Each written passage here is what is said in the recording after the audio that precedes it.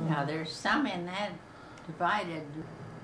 I can't tell what you're saying. Here you go, there you go.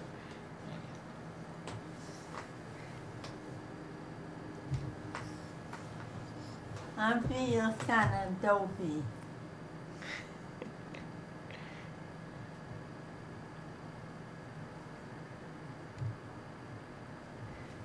Oh, I've lived in California since 1943. August 1943. Wow. And we had a terrible time finding a place to live, a house. But we advertised. Paper said executive, and that the place, they were saving a suite of rooms for people that wouldn't be there a few weeks, and we could have their suite. And so then we got this place for rent, furnished out on Glen. And it was just a little bit of cheap furniture. Our furniture was down to Zeus or something. We didn't have very much t-shirts.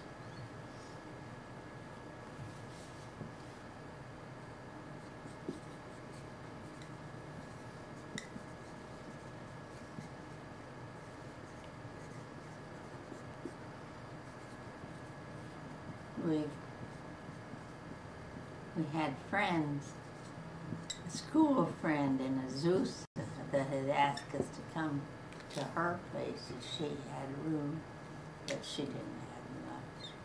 But she thought we could find a place in Azusa. Well, Bill drove the car to Pasadena, and he saw that mirror pool at the college. So he went and got himself a job waiting table and at the athletic club and a room at the YMCA. And then he registered in college to come back. He says, I'm going to go to school in Pasadena. That's where you better look for a place to live. And then he got homesick, wanted to go back to McCook. So he hitchhiked his way back there to play basketball and stay at the Y and do janitor work there. But the McGrath family, they kind of took him in. But he called up, wanted to know if we'd send him money to come back before too long.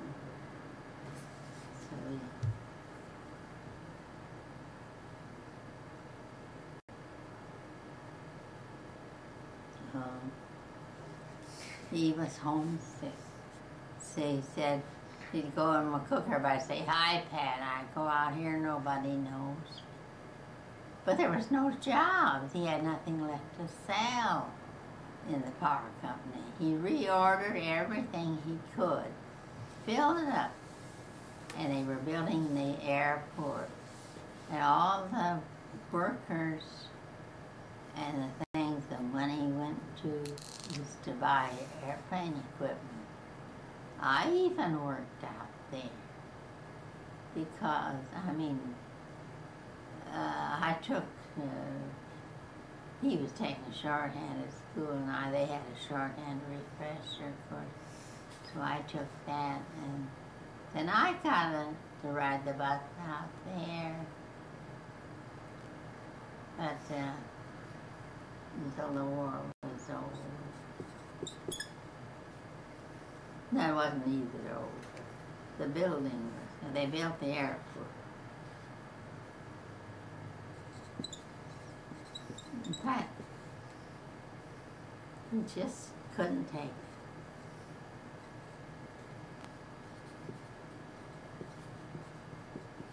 didn't want to even go to work when he got here, but if he wanted to drive the Packard, he had to work in a defense plant to get gasoline. So he loaded the Packard down, which we got for only $800. So took most of our money and we sold the house. Sold the house and the lot.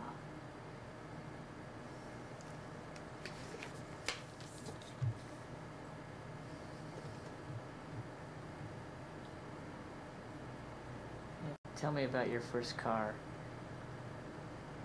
that you bought.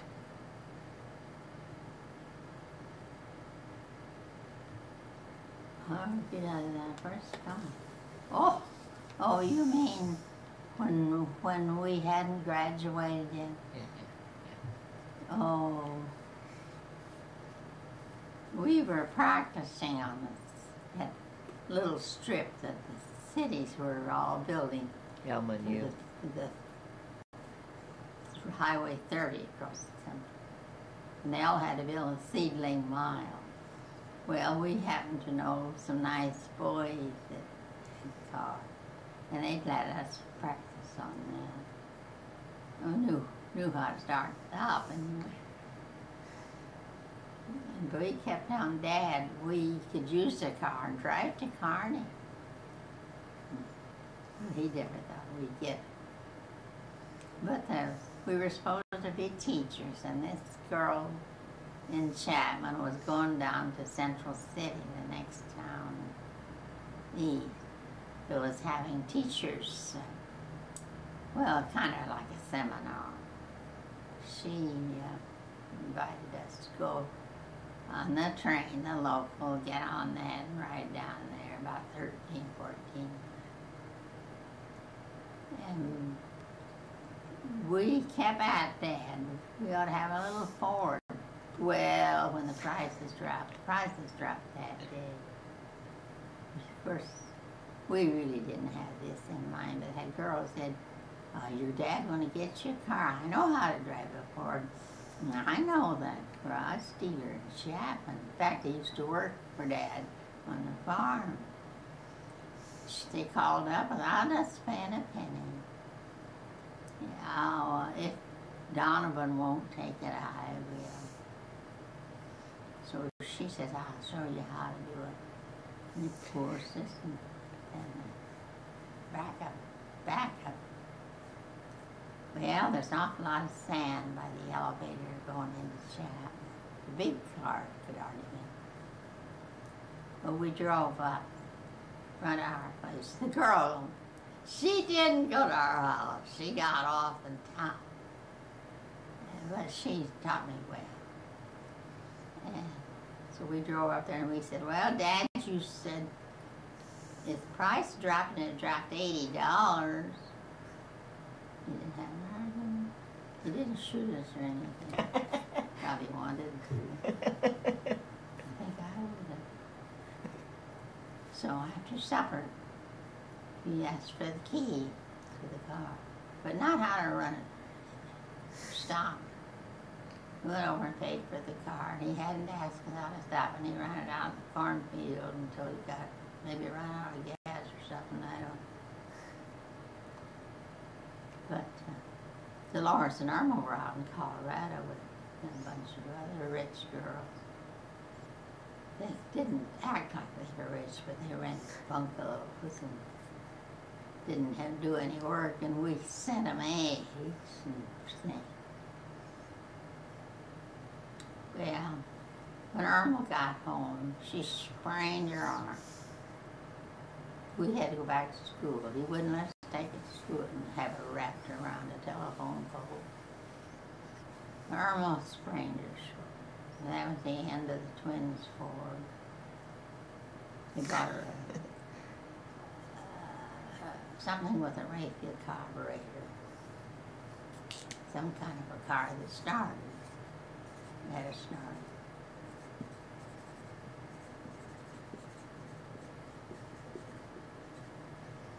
But he said you didn't get through. How did you get through that sand around the elevator? Drove through. You didn't. We did. We're here, aren't we?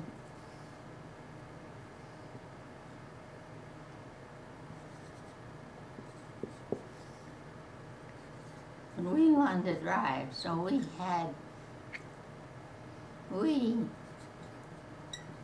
practiced on the big car, big Lexington or something.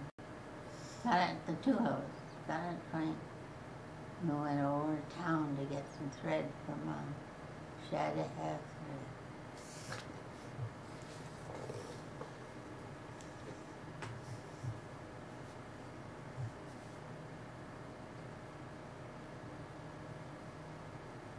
First time I met Pat, oh, I met Pat at Roney's.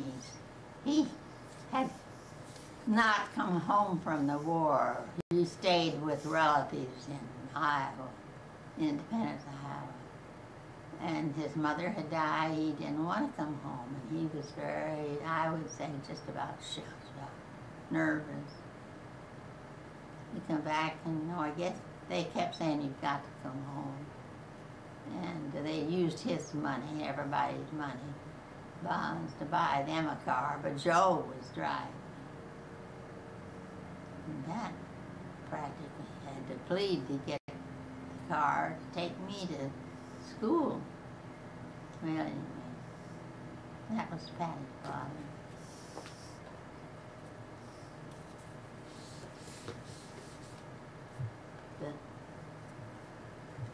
But the sodality at church group of ladies was meeting at Mary Roney. And so that she had her brother come in with him. I thought he was pretty good looking. And he'd come down to our place, and Alma place.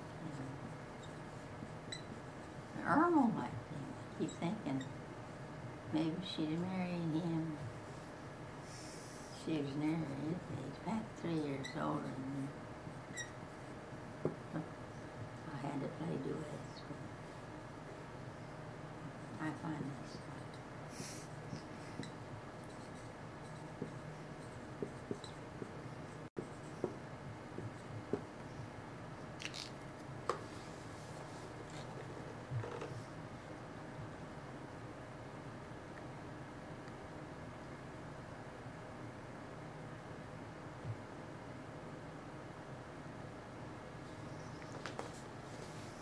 Oh, Pat was sick. He had an abscess ear and very sick in bed with it. And the lady just loved her. I don't know if she's 3 years old or not, but she was cute. And she'd have her, take her down to her beauty shop, was the top floor of a building. And she lived across the street in an apartment. So when she heard that Pat was sick, she come up and she thought she'd take care of her, or they'd take her with her.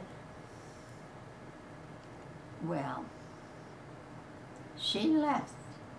The dad was asleep on the couch, and Roseanne was supposed to be asleep with him. Well, he was not very strong in it. Never noticed her leaving. So later on in the afternoon, she called up and she said, you came and got Roseanne, didn't you? I said, no! What's the matter? Well, Frank went to sleep, and I guess maybe somebody else picked her up. And I said, you probably killed her. I guess I about killed the lady. But I thought, anyway, it was the second story building. And everybody was looking for her. She had her jacket on upside down, shining out in the middle of the street by Penny, down block or two. And she said, I didn't know which way to turn. Well, that lady, I guess, had hysterics, and I think I did too. But we were just glad to see her. But that was Main Street. She was down there on Main Street, my cook. She had got her little jacket on, put it on with the sleeves. Well, anyway, upside down. But she must have got out. He must have been dead. But she was coming home. Well, she could have gone to Kingdom Come for all of it. That wasn't funny. That was scary. That's right.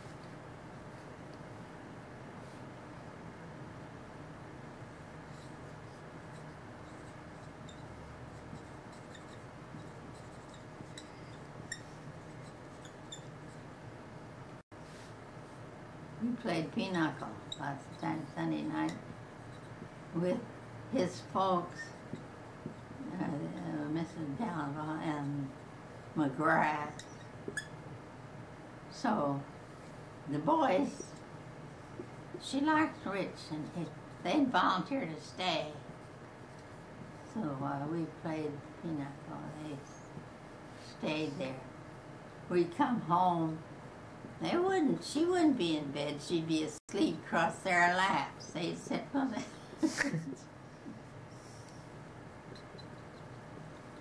She called him, he'd anything. See his picture in the paper. She'd say, "My Rich." He was her Rich.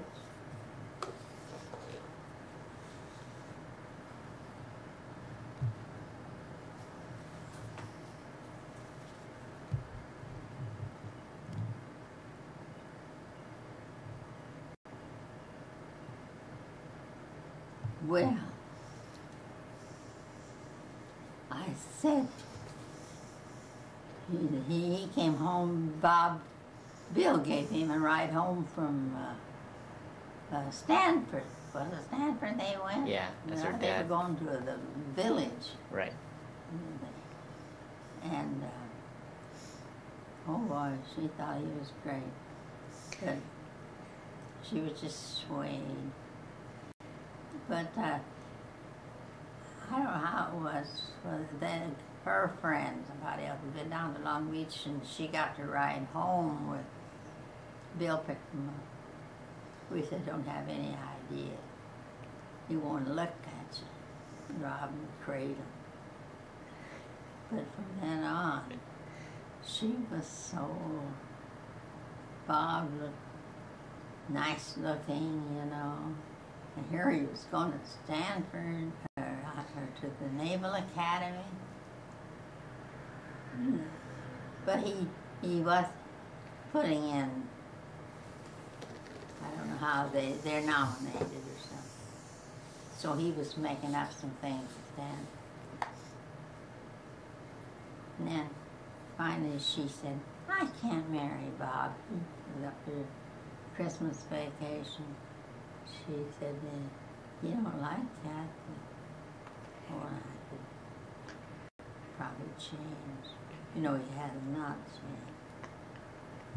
But, and I've always felt kind of guilty, but I think she turned out pretty well, pretty extra. But I've been thinking about her all day, and I kept thinking, I wonder if she's coming. How much longer do I have? I don't know. But my legs hurt. The doctor's been doctoring this thing, which I said was that. No, you don't have that. Well, it's just some kind of, but it's swell and keeps me awake.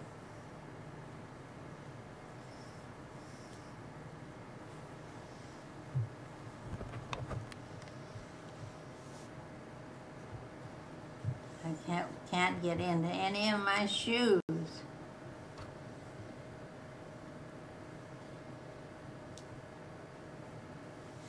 This one's pretty good, but this one's the one that swelled. And the lady that brings me communion brought me these socks because the doctor said I shouldn't wear any elastic or silk.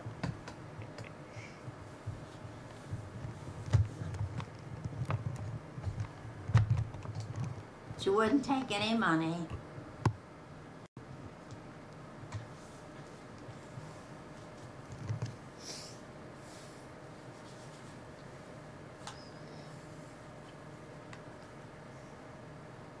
One day, and he saw his car go over the main line of Union Pacific was in Chapman there. And we were on that main line. But we went over there and just let the car run and got the thread. That's the first time he knew that I could ID the car. It took both of us, so to stop it when there was the fast mail. Los Angeles fast mail going through there. We saw it coming after we got up there in the main. There's 3 tracks, and then down below it, we were in the middle. So she helped me pull it in between the tracks, and I was standing on the brakes, and she was helping me pull the car. So we got between. Dad didn't see that. We never told him that till later on. But he knew I could drive his car. Don't have any nerve now.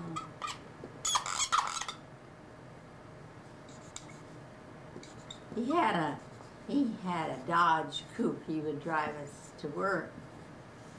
I went out to the music store, and I was working with the telephone office in the bookkeeping department because there was no school ready, and they wouldn't take Catholics. When you got all the board members, you got over to the north side, you got one that would say, well, you better get some experience and get to teach a country school. And we said that's why we graduated from the Carney Corps. Anyway, this job came up at the telephone office. Went there, and Alma, we had to work downtown too. Well, he needed a bookkeeper, so I got that. And Alma, the music store came up. So she went to the music store, and I went to the bookkeeping, and then they decided to move the telephone company down to Omaha, 19th and Douglas. And of course, I went along to teach our wage page, stayed at the hotel. And so they asked me to pay me $85, I think. And I said, well, I've got a twin sister. Well, we'll hire her too. And I said, well, I don't think she'll come. Mama said she was lonesome looking. Well, Pat had begun to ride. And I think Pat influenced me as much as anything.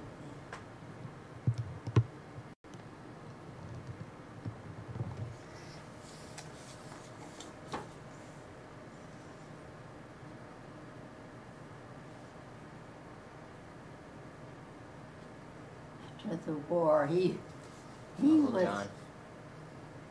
faked his ID, put it up, you know. And Betty's 3 years older than he is. But he had the job of taking prisoners, escorting them back. I don't know where he was, here someplace. Can't think what outfit. But anyway, John he'd been overseas so long, 3 years. He got some privileges. So he was coming home on a bus. Bill was teasing, making fun about a Greyhound bus, and this was 5x5. Betty was a little heavy, and they were fighting over the car, who would get the car. And I thought John would grow up. I said to Betty, I guess she wanted to, something he had to do over Los Angeles or close. I happen to say, I think he's very mature. So mature that they got married and lived in a garage apartment when he could. And she found out that she was 3 years older. But He told her he was as old as she was. Wore his sailor hat on the back of his head, cocky. Betty was in the Navy. She liked a fellow that left their University of Wisconsin. So Betty went into the war. This guy had a German Shepherd. So they had to get a German Shepherd right away. But anyway, Betty was about to graduate. But she resigned and went into working an office job there in the Navy in Philadelphia. Her mother was very unhappy. Thought it made her wearing a uniform and a hat. She didn't look like a university girl. A Navy uniform. Good looking.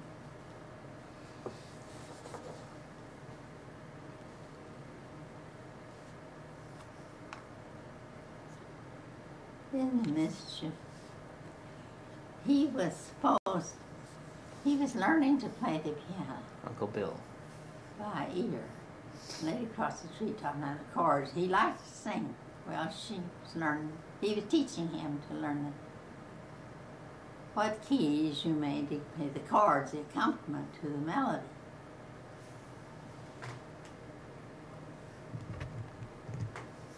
But he'd been playing Little League. They were playing with kids, and then Little League came up.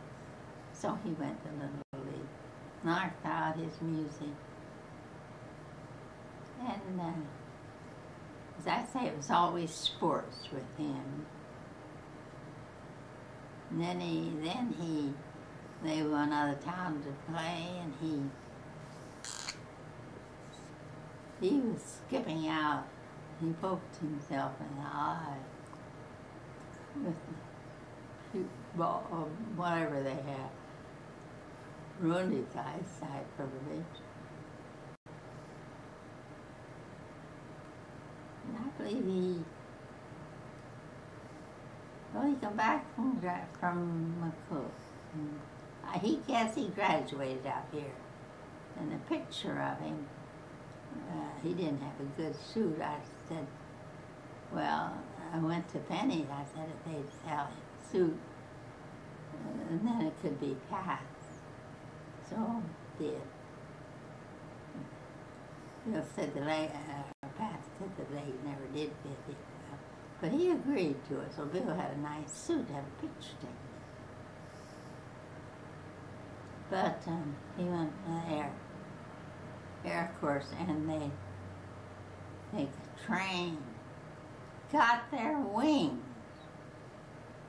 took all those last tests, and the war was over. They would not give them their wings. I mean, give them the commission. But they had flown, he was a blister gunner on a B-29.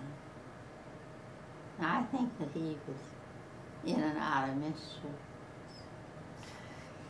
We went up north, up to Hamilton Field, like Thanksgiving Day or something. And they had a bad snowstorm. Oh, the car broke something, and then John and Pat stayed over, and Roseanne and I had come on. We stayed in the barracks, the guest quarters or barracks, you know what they are. And,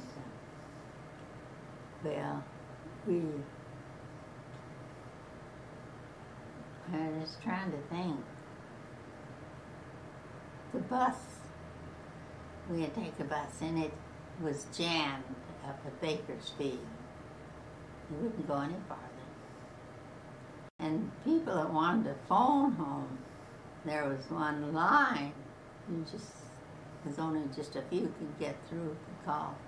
And my boss was so mad at me, I could have let him know where I wasn't in boss, it was General Tire or something working for the Navy.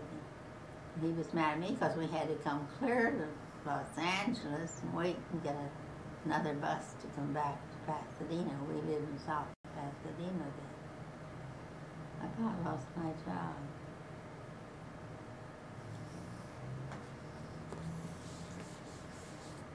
But Bill and we were riding streetcars up in San Francisco, and we were waiting for one.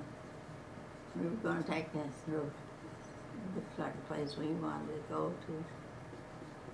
So Roseanne, she hopped on here. We were standing out there. She was the bus ahead of us.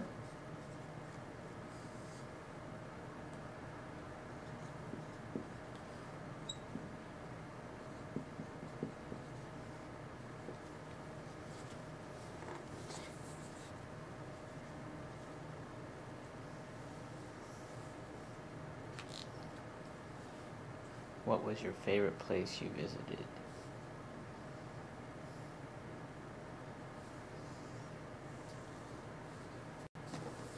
Well, I never got much of anything because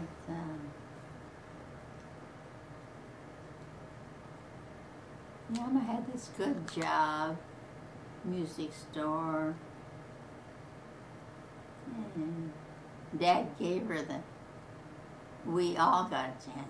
I mean, I got a chance to drive down the farm by going the slope way, the river road.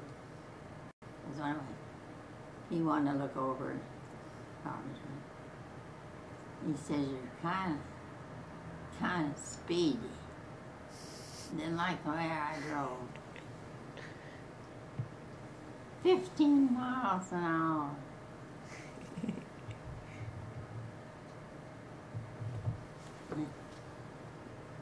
Dad wanted to get another car anyway, so he bought the Hudson Super 6. And Pat and I got married, then these girls were all going out to Colorado. You know, no, they weren't. Lawrence had won some sort of a trip, like they do, people sell insurance. So Lawrence and Irma were going up to Lake Louise or someplace in Canada on a nice big tour up around, come back down here. They didn't think much of Los Angeles at all. Well, here was Pat, starting in new in a little grocery store that his dad and father-in-law paid for and got hung on it. Pat got a lady, she was having boarders and she got in too deep on him. Anyway, well, no, they were in the candy kitchen.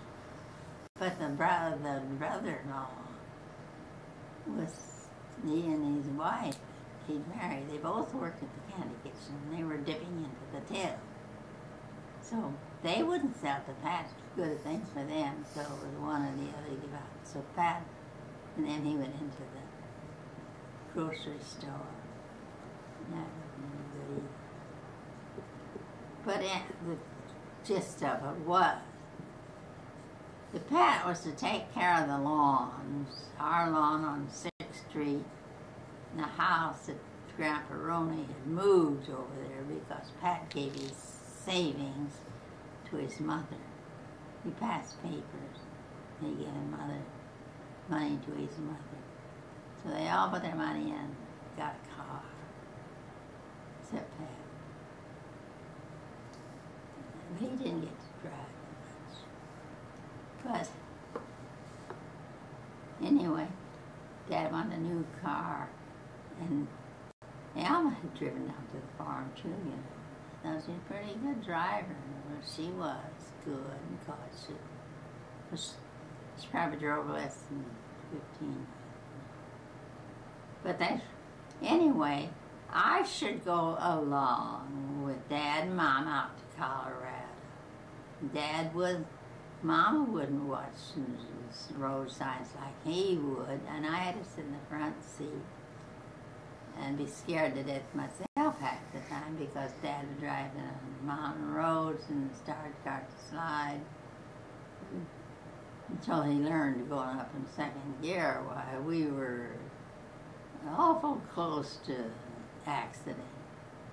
But I had to go with them. As long as they were on this, they wore khakis and they stayed in these cabins.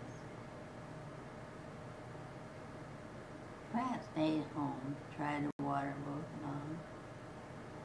But Dad gave Alma the Dodge Coupe, and he wouldn't have to drive her to work downtown. That was just fine with them. Dolores was working at Wallbacks in the millinery department. Alma was across the street at the music store and having a gift of a car. Pat had to drive a little spring wagon truck. That's what we rode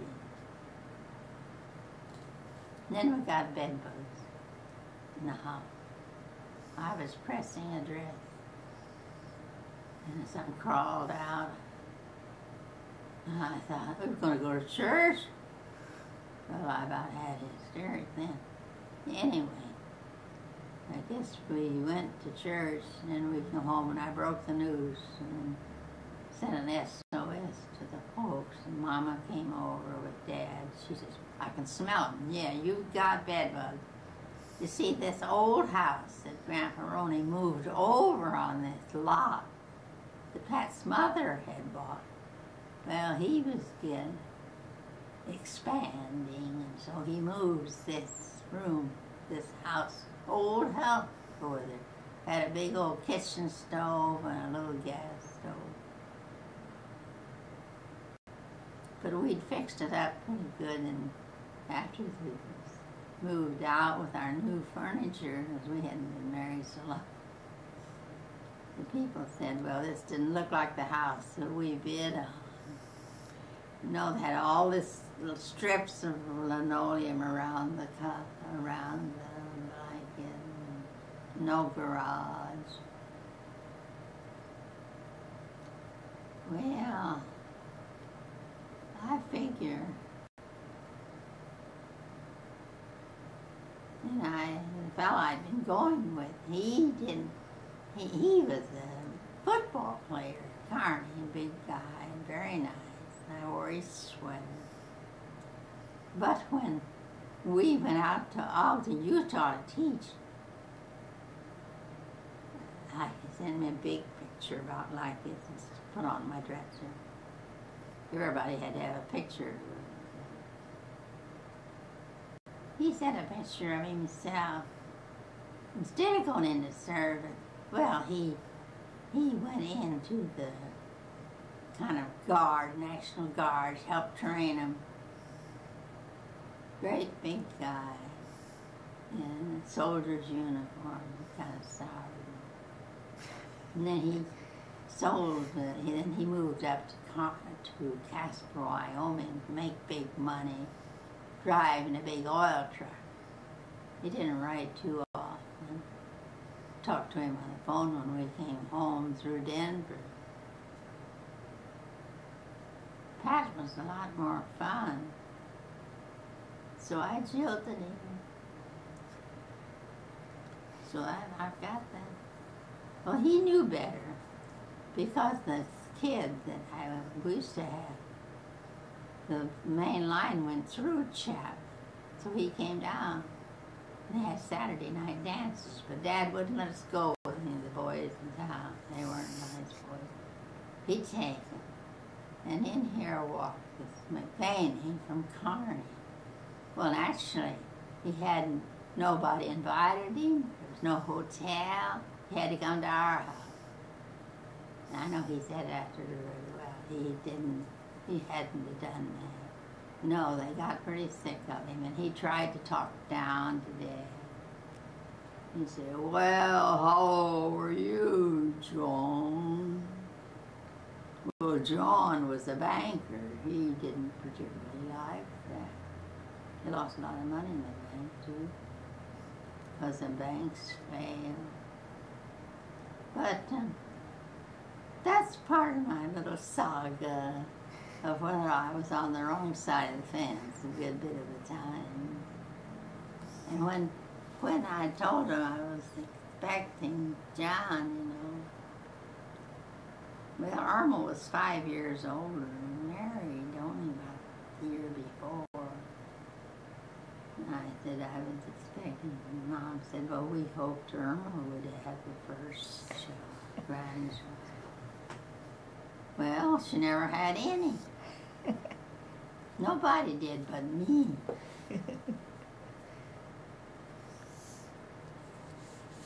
But they loved John. Grandma spoiled him, Dolores and Irma. They thought Mama spoiled him. And then they had to take care of him when Bill was born because there was whooping cough in the neighborhood. And Bill was kind of underweight. Big Bill was only 6 pounds. So they had to keep John 3 weeks longer.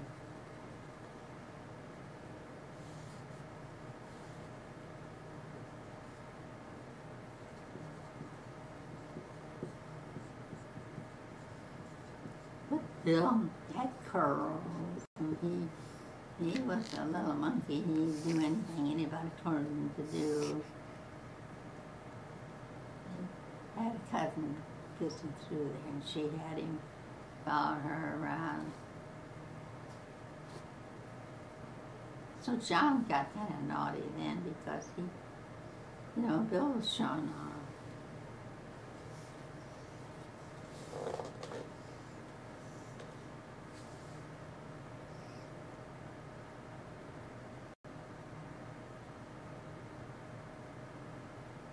Well, everybody, she was cute. Mrs. McGrath said she was the prettiest little girl and the cook. And the sisters, you know, they had all the processions and things, and she was always the one getting chosen to crown the Blessed Virgin, you know, in the maze. I'm like, but Sister says, you know, she flirts. Well, I can see that she flirts. And they, in the procession, they've gone, she looked excited. She flirted. And she was, she talked too much in school. Bill was bad. He went out, crawled out the window in the 8th grade there. Went out one window and came in another. I was always getting over him. Well, Roseanne was good. She could do things, but there was a girl there a year older that was smarter. I don't think she's any smarter. She just had that much more age on her. And sure, she was Roseanne's best friend. And they favored her because her father died of pneumonia, like they said. He said if he just could get the new medicine that would cure pneumonia, that was penicillin. If he could just get it. And she was a very bright girl. She became a nun. She down in Texas. But she got acne. And I think possibly maybe the scars on her face might have, somebody didn't take care of her. Because she was pretty. There were 3 children. They had a pretty home. The dad was a fine man.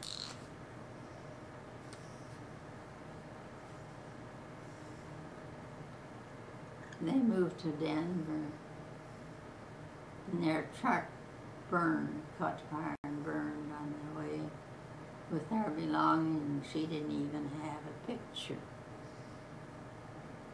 Roseanne gave her one of pictures of the two of them together. But she finally got this, you know, with the ears.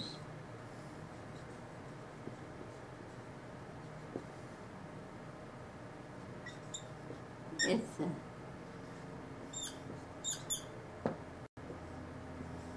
well, I talked too much one day. Too bad you didn't have it. No, you don't. I was must have been drunk when you...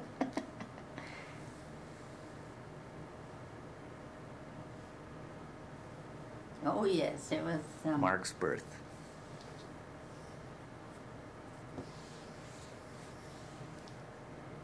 Yes, I do. I went back to...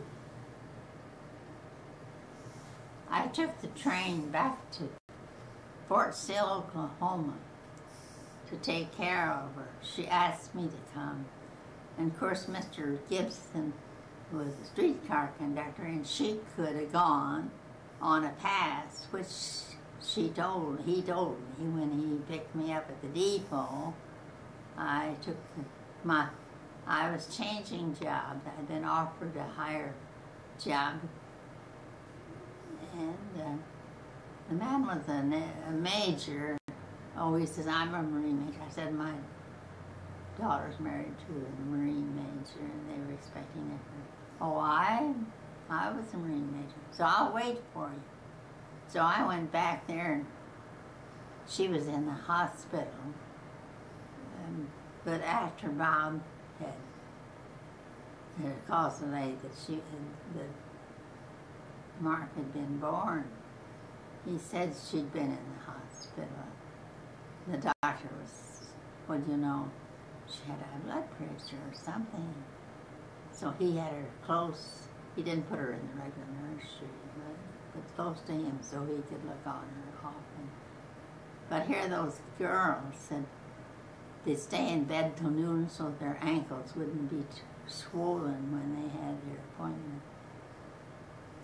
And Roseanne had this doctor, this very, very fine doctor, kept her right there. But anyway, the baby in the wheelchair and Roseanne all together weighed 107 pounds when they brought her down. Oh yes, her husband, Bob, had to go to the field. So a friend of hers, she talked kind of, well, southern, palm tree, talked about the palm tree. But the girl that drove the car got the palm trees and the baby. And I was washing, which Roseanne had been doing, washing his heavy field stuff, those big heavy things they wear on in the kitchen sink, washing them with your hand.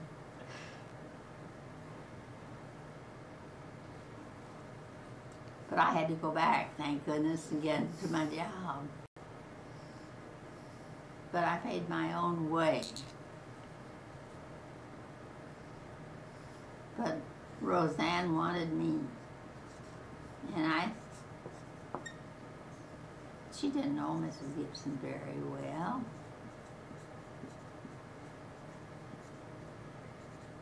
But that's what Bob said, oh yes, they brought this cat from the East Coast. When I went in the house, I could smell cat. And I said, open up the window and get rid of that. And that was really insulting. But there was a package of cake mix there for me to make cake, which I did. I was glad to do that.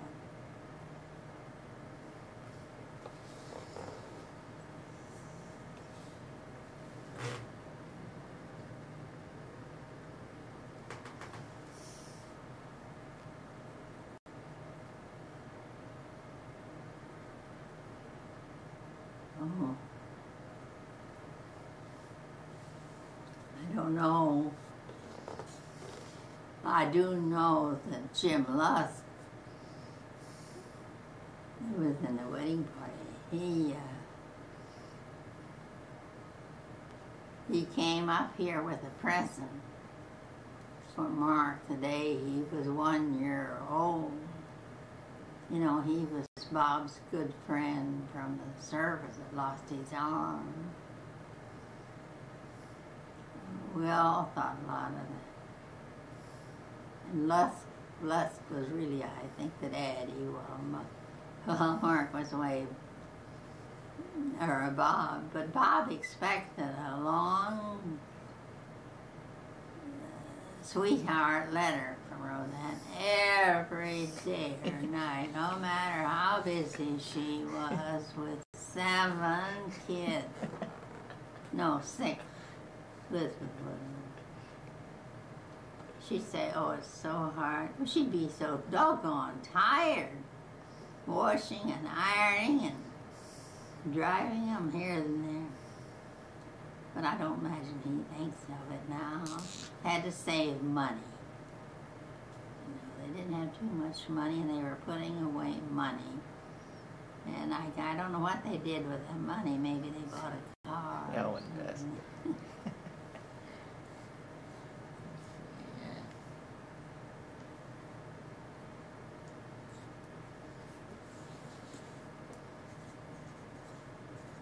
Oh yes, Mark was very good-natured and observing. I know he'd, we'd go through downtown and he'd see the scale. They seemed to be pretty close to the window. Tick-tock, tick-tock, tick-tock. He was talking about this, or he's saying it under his breath. Yeah, he was pretty good. And we had a big peach tree. And he'd say, ball. And he got hold of one, he'd throw it. But it wasn't sprayed. We had to take it out. It got wormy.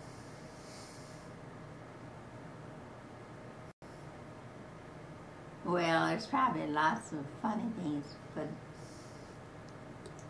Claudia was really wonderful. Because I remember the tape, she and Bob would tape. And she said, I hold Daniel in my lap. Daniel? Is it Daniel? So when Bob came home, he'd be acquainted. He'd do that first. That's net. Okay. Need a hand? All right, just a sec. Oh, she went shopping. Yes, yes. I know something's happening. Oh, he's chasing us with that camera again. And I look so terrible. I got this. Well, I didn't have anything to dress up for today, and You're off again. I like this. Yeah, I like this.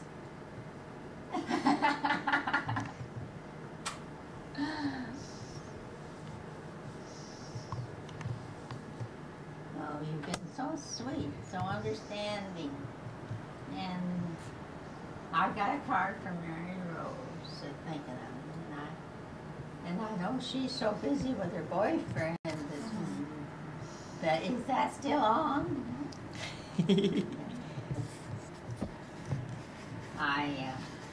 I know that they came up and took Bob and Roseanne out to dinner.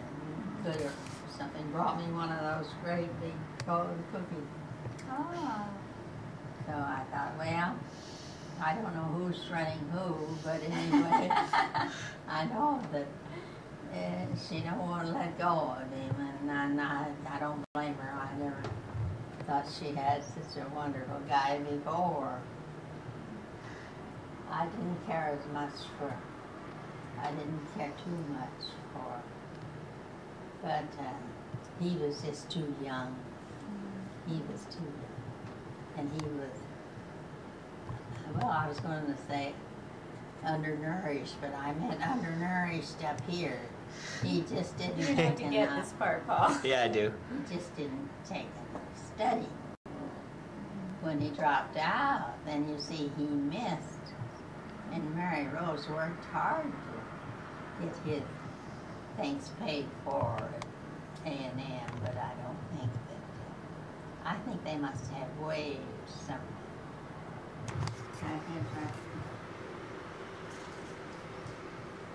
I think she has to talk to Mom. So I Didn't think. find anything up here. Well, Yeah. in fact, June said she would get me some, but she didn't do it until it was too late. Yeah, I Then they heard. put it in the Muriel's told me. paper. In fact, Grandma showed me the article. Wilma's daughter It's an article in the paper about her wishes to falling, thank getting pushed those downstairs. who, for all. Yeah, that's not a good thing. But it would have looked so much better if they had put in the bulletin, Mrs. A.R.A. what Yeah, how Roseanne great. wrote, that was from his daughter, Mrs. Yeah, I figured. Roseanne Gibson from Hawaii. They don't know who her daughter was. But it was so late for me to come wanting anything more said in the paper. If they had just either held off or put it in. Yeah. There was one bulletin that they would remember Alma knew. Right. The picture Yeah, I would know. be taken to the library. Yeah. The large Yeah. print picture, How you doing, Joan? is Yeah, given sorry, to I the got Grandma's library. phone. And there was a nice letter, one Under for her- Jack. and one Okay, for Dad. me. But it already had been in the Yeah, paper. give me some more volume. My daughter thanked him, but didn't say who she was. Yeah. So, Yeah, it you was sent me some kinda pictures. Look good. confusing. But, What's with the eel and the? They wanted so many. Is it how big is that thing? things for their institution? That baby, I figured that She wants to she'd know probably have to have what another time cesarean. or your school gets She'd have out. to be in the hospital while If you they stop thought working, I she guess that's what couldn't she's be- implying. Couldn't dilate after all day. Baby's head doesn't That's what I look tried to that tell her. big, but it is. I'll have to write that down It's again. funny big. She's a cute little thing. I said, somebody, when I was, those pictures are in there, I said, somebody. Let me, to keep me from blowing my top.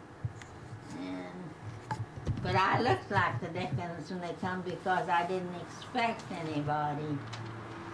And, anyway, it was awful good fried chicken.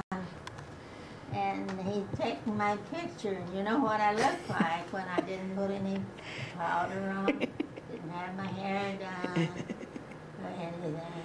But some of these days, you'll probably see that and say, no, I'm not related to her. Anyway, I think I'm awful glad to hear from you, but I thought your school, or you'd be out, and you didn't have to stay there all the time. But I guess you better write it. You want me to Okay. take it? Here's, and then, Hi. How are you? Yeah. Go ahead and have a seat, Grandma. She's just, I think Where are it's you going? wishful thinking. Where are you going, Grandma?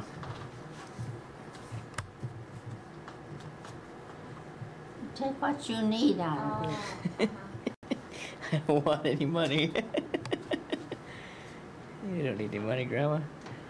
200 million meals from your place on you.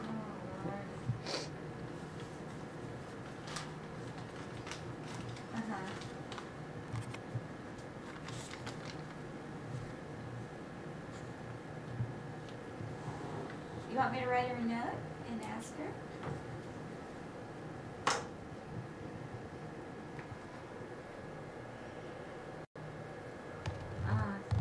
No, I'd be too much trouble. And I don't see very well. I heard that. And I have trouble with the life jacket. She still loves it. She told me she's waited Life for it jacket? 3 times a night. Yeah, and I told her, she said she's afraid she's going to drown. I told her to get her a life jacket. And she laughed and laughed and laughed.